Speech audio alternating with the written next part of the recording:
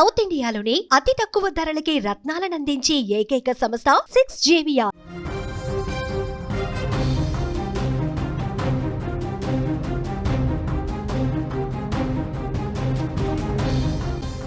కామారెడ్డి జిల్లా పాతరాజంపేటలో దారుణం జరిగింది. 20 ఏళ్ల కిందట తల్లిని వదిలిన కుమారుడు 20 ఏళ్లుగా తల్లి వైపు చూడలేదు. కొడుకు వదిలేయడంతో ఓ అమ్మాయిని పెంచుకుని పెళ్లి చేసింది ఆ తల్లి. తాజాగా తల్లి చనిపోవడంతో కొడుకు వచ్చాడు. అంత్యక్రియలు చేస్తానని పట్టుబడుతున్నాడు. దగ్గరకు కూడా రానివ్వట్లేదు గ్రామస్తులు. ఆస్తి కోసమే అంత్యక్రియల నాటకం అంటూ ఆరోపణ చేస్తూ ఉన్నారు అక్కడున్న స్థానికులు. పెంచిన కుమార్తెతోనే అంత్యక్రియలు జరిపిన పరిస్థితుంది. ప్రేమ ఏదైనా ఉందంటే అది అమ్మ ప్రేమ మాత్రమే. ఎందుకంటే ఆ ప్రేమలో ఎలాంటి స్వార్థం ఉండదు. ప్రతి ఒక్క తల్లి తన పిల్లలే జీవితంగా బతుకుతుంది.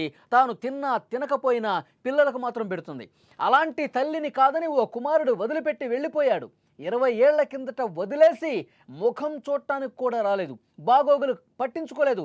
అసలు తల్లి ఏమైంది, ఎటుపోయింది, అసలు తల్లి సరిగా తన ఆరోగ్యం బాగుంటుందా లేదా, తను అసలు ఏ విధంగా ఉందో కూడా కొన్ని సంవత్సరాలుగా చూడనటువంటి ఆ కొడుకు, మధ్యలో అట్లా వదిలేసి వెళ్ళిపోయినటువంటి ఆ కొడుకు, ఆ తర్వాత ఆ తల్లి దిక్కుతోచని స్థితిలో ఒక బాలికని దత్తత తీసుకుని, ఇంకా నాకెవరూ తోడు లేరు, నన్ను చూసేవాళ్ళు ఎవరూ లేరని ఒక అమ్మాయిని దత్తత తీసుకుని పెంచి పెద్ద చేసింది.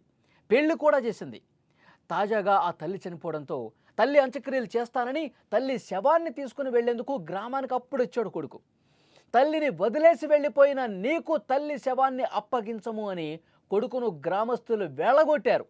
ఈ సంఘటన కామారెడ్డి మున్సిపాలిటీ పరిధిలోని పాతరాజంపేటలో చోటు చేసుకుంది. పాతరాజంపేట గ్రామానికి చెందిన సల్మా బేగంను 20 సంవత్సరాల క్రితం కొడుకు వదిలేసి వెళ్ళిపోయాడు. ఒక్కగానొక్క కొడుకు తనను వదిలి వెళ్ళిపోవడంతో చాలా రోజులు బాధపడిపోయింది.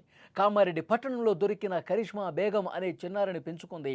పెద్దయ్యాక సల్మా బేగం కరిష్మాకు పెళ్లి కూడా చేసి బాధ్యత తీర్చుకుంది. పెళ్ళైనప్పటికీ పెంచిన తల్లి మంచి చెడుల్ని కరిష్మాని చూసుకుంది. గ్రామంలో కూడా మంచి పేరు తెచ్చుకుంది. మంగళవారం సల్మా బేగం మృతి చెందింది. 20 ఏళ్లుగా అటువైపు రాని కొడుకు తల్లి చనిపోయిన విషయం తెలుసుకుని అంత్యక్రియలు చేస్తానంటూ తల్లి శవం దగ్గరకు వచ్చాడు. గ్రామస్తులు వెళ్ళగొట్టారు, గొడవ పెట్టుకున్నారు. ఇప్పుడా వచ్చేది, తల్లి ఎట్లుందో అసలు కనీసం ఒక్కసారైనా వచ్చావా, తల్లి బాగోగులు కనీసం పట్టించుకున్నావా, తల్లి బతుకుందో లేదో ఒక్కసారైనా ఊరికొచ్చి కనుక్కునే ప్రయత్నం చేసావా, లేదే. ఇప్పుడు చనిపోయిన తర్వాత నా తల్లి అనుకుంటూ వచ్చావు. కేవలం నువ్వు ఆస్తి కోసం వచ్చావు. ఈ పెంచిన కూతురికి ఎక్కడ ఆస్తి వెళ్ళిపోతుంది, నాకు రాదని చెప్పి ఆ ఆస్తి మీద ప్రేమతో నువ్వు వచ్చావు. అంతేగాని తల్లి మీద ప్రేమతో కాదు. నిజంగా నీకు తల్లి మీద ప్రేమ ఉంటే ఏదో ఒక సందర్భంలో వచ్చి వెళ్ళేవాడివి, తల్లిని చూసేవాడివి, ఆమెను పట్టించుకునేవాడివి. ఇంత స్వార్థపరుడైనటువంటి కొడుకును మేము చూడలేదు, ఆ తల్లిని ముట్టుకోవడానికి కూడా నీకు అర్హత లేదు, నువ్వు ఇక్కడి నుంచి వెళ్ళిపో అంటూ గ్రామస్తులే నిలదీసినటువంటి పరిస్థితి ఉంది. అసలు నువ్వెవరో మాకు తెలియదని కూడా గ్రామస్తులు అతన్ని వెళ్ళగొట్టేశారు. ఇన్నేళ్ల పాటు సల్మా బేగం మంచి చెడులు చూసిన కరిష్మాయే అంత్యక్రియలు చేయాలని గ్రామస్తులు నిర్ణయించారు.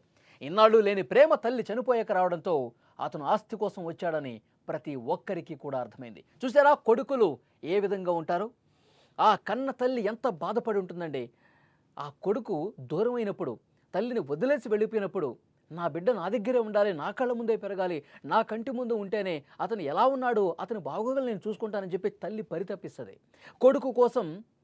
కొడుకు బాగు కోసం కొడుకు చాలా బాగుండాలని చెప్పి, తన జీవితం బాగుండాలని చెప్పి కోరుకుంటుంది తల్లి.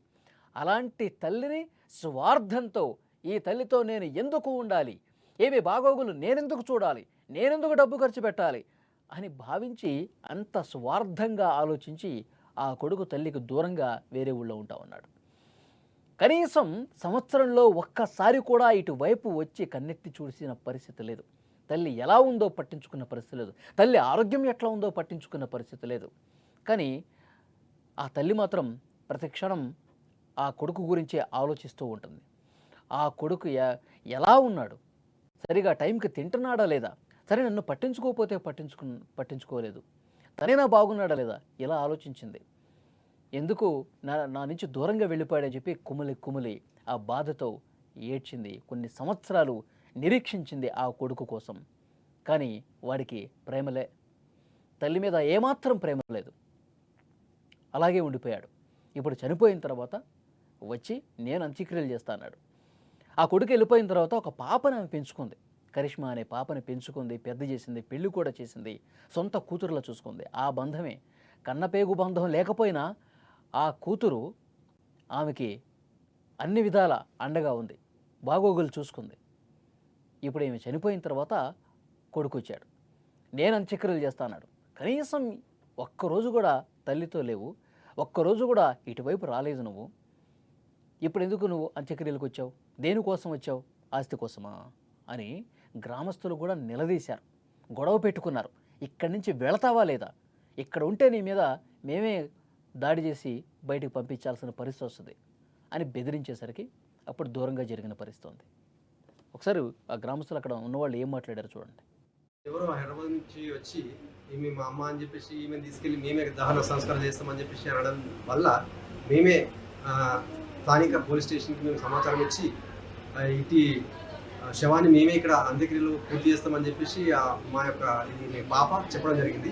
అతను ఎవరో మాకు తెలియదు కాబట్టి అతనికి మేము ఈ శవాన్ని అప్పగించడానికి సుముఖతగా లేము. అతను ఎటువంటి కాంప్లైంట్ చేసినా చెల్లనేరదు. మేము గ్రామస్తులం అంతా అంత కోఆపరేషన్ తోటి ఇక్కడ ఆమెకు దహన సంస్కారం నిర్వహిస్తానని అనుకున్నాం. ఎవరో హైదరాబాద్ నుంచి వచ్చి ఈమె మా అమ్మ అని చెప్పేసి ఈమెను తీసుకెళ్ళి మేమే దహన సంస్కారం చేస్తామని చెప్పేసి నన్ను పెంచుకోండి, పెళ్లి ఈరోజు ఎవరో వచ్చి నన్ను అమ్మాయిని నన్ను పెళ్లి చేస్తున్నారు. మా అమ్మాయిని నేను వేసుకుంటాను.